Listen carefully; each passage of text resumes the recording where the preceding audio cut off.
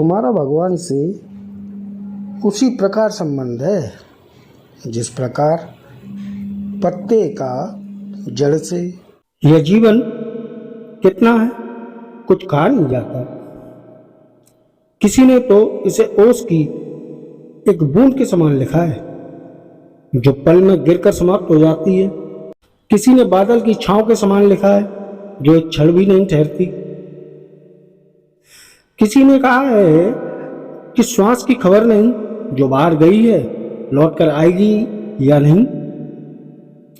फिर ऐसे जीवन में हमारे न जाने कितने मंसूबे हैं, कितनी ही इच्छाएं हैं जिन्हें पूरा करना चाहते हैं, परंतु जीवन का सच्चा लाभ ही नहीं जान पाए।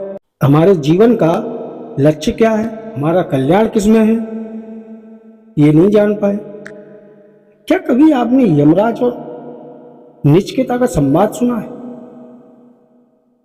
शायद नहीं सुना होगा। आज वही हम आपको सुनाने आए हैं। नमस्कार साथियों, मेरा नाम है गौरव श्रीवास्तव और आप सुनना शुरू कर चुके हैं ऋषि ज्ञान की बात। अगर आपको कहानी अच्छी लगे तो लाइक, शेयर और कमेंट अवश्य करें।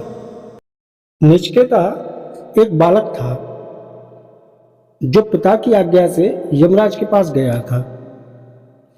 यमराज उससे बहुत प्रसन्न हुए और कहा कि तुम मुझसे जो चाहो वह मांग सकते हो। प्रथम तो तुम मुझसे इतनी आयु मांग लो कि कभी समाप्ति ना हो। सुख संपत्ति चाहो मांग लो, मैं तुम्हें दे दूंगा। अब सुनिए नचिकेता का जवाब। नचिकेता ने कहा, भगवान आपने सभी कुछ देने को कहा है तो मुझे यह सब छोड़कर आत्मज्ञान दीजिए, जिसे पाकर कथा हो जाऊं, बस और कुछ नहीं चाहता। यमराज ने कहा, पुत्र अभी तुम आत्म तत्व को जानकर क्या करोगे? तुम मुझसे ऐसा वैभव मांग लो जो कभी समाप्त ना हो, कुबेर जैसा धन मांग लो जो कभी घटे नहीं, संसार का राज्य मांग लो, ऐसी रमणियां मांग लो जो सदैव युवा बनी रहे, त्रिकाल का ज्ञान मांग लो, सुंदर संतान मांग लो, संसार की सभी विद्याएं मांग लो, वह मैं तुम्हें दूंगा। आत्मज्ञान को लेकर क्या करोगे? नचिकेता ने कहा, प्रभु जब आप उस विद्या के बदले में यह सब संसार वैभव दे रहे हैं परंतु उसे नहीं देना चाहते तो यह निश्चय ही है कि वह विद्या इससे सब वैभव से परम श्रेष्ठ है। आज तक कितने ही महान पुरुष हुए हैं, इसी की प्राप्ति हेतु उन्होंने सब कुछ त्याग दिया। राजाओं ने राज्य, धनवानों ने धन, विद्वानों ने विद्या, इसी एक तत्व पर निछावर कर दिया। तो विश्व में इस आत्मज्ञान से बढ़कर और कौन सी वस्तु है? मृत पुरुषों के गले में पड़े हुए हीरे और जवाहरात किस काम के? आप मुझे कुछ भी दे दें परंतु उससे मेरी आत्मा को कोई सुख नहीं मिलेगा। इसलिए यदि आप मुझे कुछ देना ही चाहते हैं, यदि आप मुझ पर प्रसन्न हैं तो अब वही आत्म तत्व का उपदेश मुझे देने की कृपा कीजिए। यमराज ने फिर से कहा, पुत्र वह तत्व इतना गहन है कि उसे मैं समझाऊंगा परंतु अभी तुम उसे समझ नहीं पाओगे। इसलिए तुम इस वैभव को मांगो, आगे फिर इसे समझ लेना, या बाद में फिर कभी मुझसे यह ज्ञान ले लेना। नचिकेता ने कहा, देखिए नचिकेता की चतुरता, होशियारी और उसकी सरलता। नचिकेता ने कहा, भगवान आपसा पूर्ण पुरुष जीवन में मुझे क्या बार बार मिल सकता है?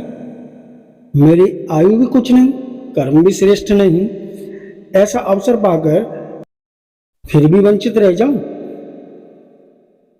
तो कितना हतभाग्य कहलाऊंगा। यह माना कि मुझ में ज्ञान नहीं, मुझ में समझने की शक्ति नहीं। परंतु आप जब पूर्ण हैं तो फिर मुझे क्या करना है? मुझे विश्वास है कि मेरी जो भी अपूर्णता है आपसे पूर्ण हो जाएगी। मुझे जीवन में एक अवसर मिला है कि पूर्ण पुरुष से मिलकर अपने को पूर्ण बनाऊं। उस पर भी वह प्रसन्न होकर सब कुछ देना चाहती है। भला फिर भी मैं उस ज्ञान को न मांगूं तो मेरी क्या दशा होगी? प्रभु, मैं संसार के उन सभी प्राणियों को भटकते हुए देख रहा हूं जिनके पास संसार की सारी संपत्ति और वैभव है। वह भले ही ऊपर से सुसज्जित दिखाई देते हों, परंतु उनका हृदय एक वेदना से ऐसे दुखित है कि उन्हें वह सब कुछ सुहाता नहीं है। परंतु करें ही क्या? वह उस लाचार लंगड़े के समान है जिसके सिर पर लाखों मन स्वर्ण भार रखा हो, वैभवों के बंडल उसकी पीठ पर लदे हों और कोई लालच का डंडा लेकर उसे चलने को लाचार कर रहा हो। ऐसा प्राणी दुख भोगते हुए भी उस वैभव को ढो रहा है। नाथ, इसका कारण यही है कि उसे कोई सत्पुरुष नहीं मिला। बस अब तो यही है कि ऐसा रामधनी पाए कि अब और कहां जाऊं। यमराज को तरस आ गया और प्रसन्न होकर पुत्र नचिकेता को आत्मज्ञान का उपदेश दिया। हमारा आपका भी यही लक्ष्य होना चाहिए। यह मनुष्य जन्म बड़े भाग्य से प्राप्त होता है।